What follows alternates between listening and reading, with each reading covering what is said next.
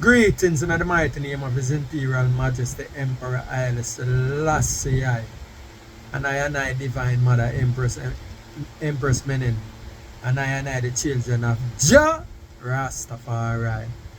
Let the words of my mouth and the meditation of my heart be accepted by and I sight, O Jah.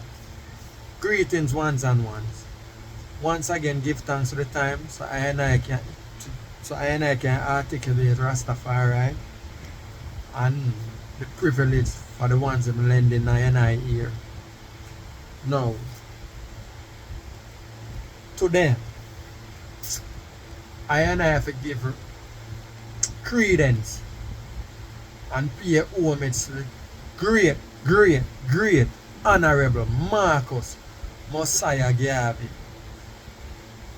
August 17, 1887, and died June 10, 1940, approximately 136 years ago.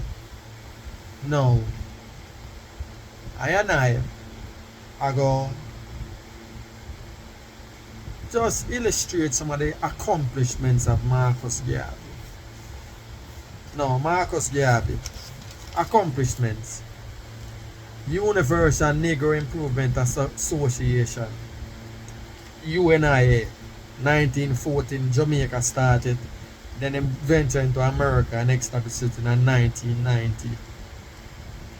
Over 700 branches in 38 states. Also, South America, Caribbean, Canada, and Africa.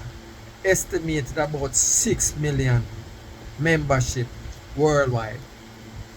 Now, you have the ones and the naysayers them, the ones and ones them would want to dispute and want to diminish it to about 200,000. But nonetheless, Marcus Garvey, Liberty Hall,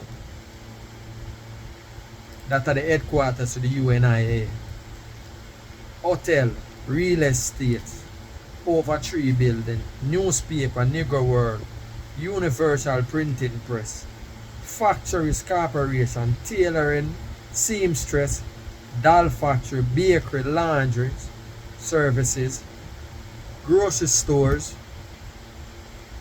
restaurants, trucking services.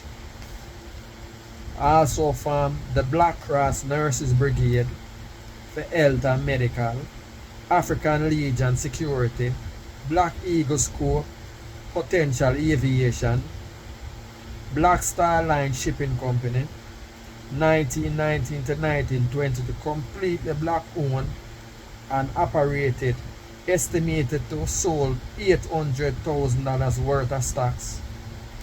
Purchased 3 ships, the SS Yarmouth, rename it the Frederick Douglass, the Shady Side, renamed that the SS Antonio Maceo, and the Kanawha at an estimated 200,000 value. Marcus Garvey also influenced Noble Drew Ali, the Moorish Science Temple, Master Fard Mohammed / Elijah Muhammad, Nation of Islam, and I of the Rastafari family, and Nation Rastafari family. Now,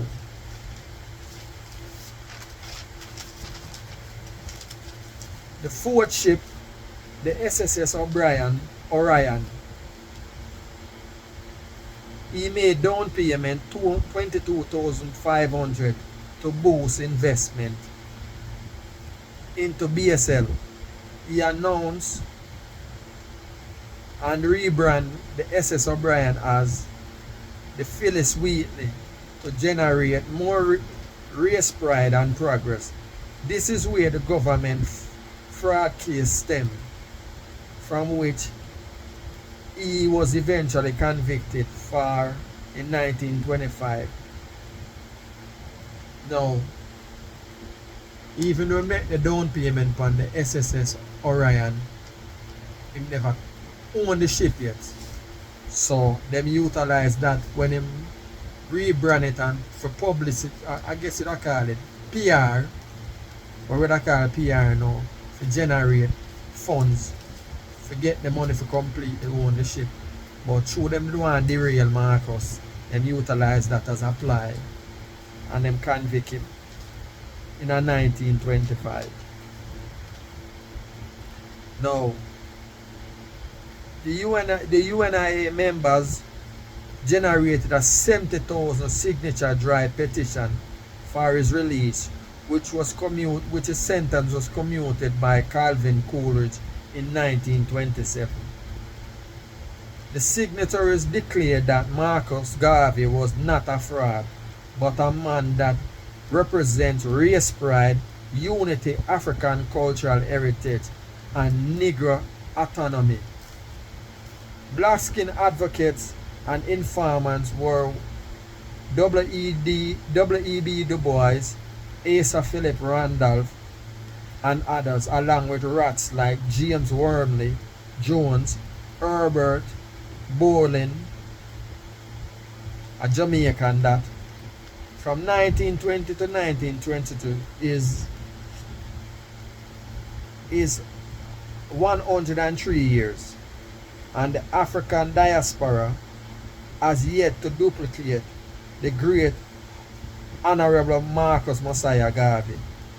Currently, there are more black millionaires and billionaires, and I don't own a ship, much less three.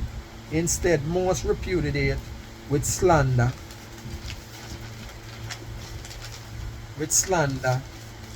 He is working for the Ku Klux Klan.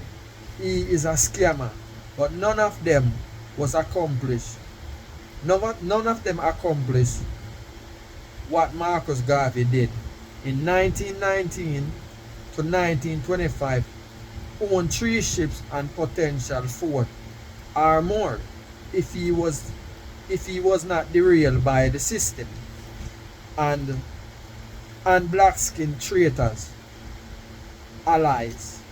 Instead of adopting Marcus Garvey's blueprint of collective self-development, self-reliance economics, they engage in black exploitation for individual success, albeit business, religion, and politics. A first black president, first black billionaire, etc., etc. They are only interested in the politics of service for privilege.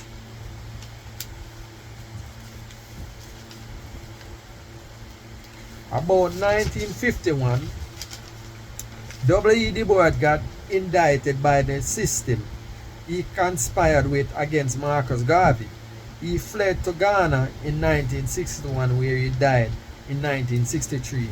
Asa Philip Randolph got dissed by Franklin Roosevelt, according to Harry Belafonte, relating that A. Philip Randolph went to the Roosevelts as a guest, where he began to hear all his growth with the black struggle.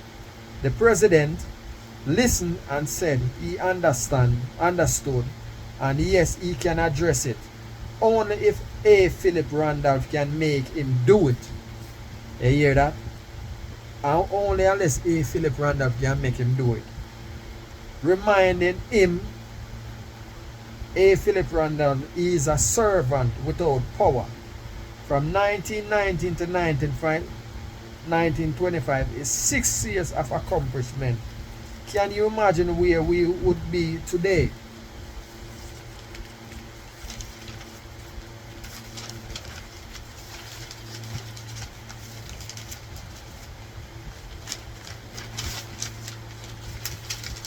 I don't have to imagine. Marcus Garvey blueprint is still viable. I as Rastafari just have to activate it along with the king dictates, organize and centralize. So that I word sound, read the great Marcus Garvey. And once again is I just have to come in at the one accord, you know. And remember, one aim is Imperial Majesty Emperor Haile Selassie I, the first Jah Rastafari with Empress Menen. And the children have to just know, so I have to aim organize and centralize as the king dictate. And our destiny is to repatriate. You know? So in that in saying such, I just Rastafari is yours, none can take it from you. Jah Rastafari without apology. Rastafari's Caribbean African unity.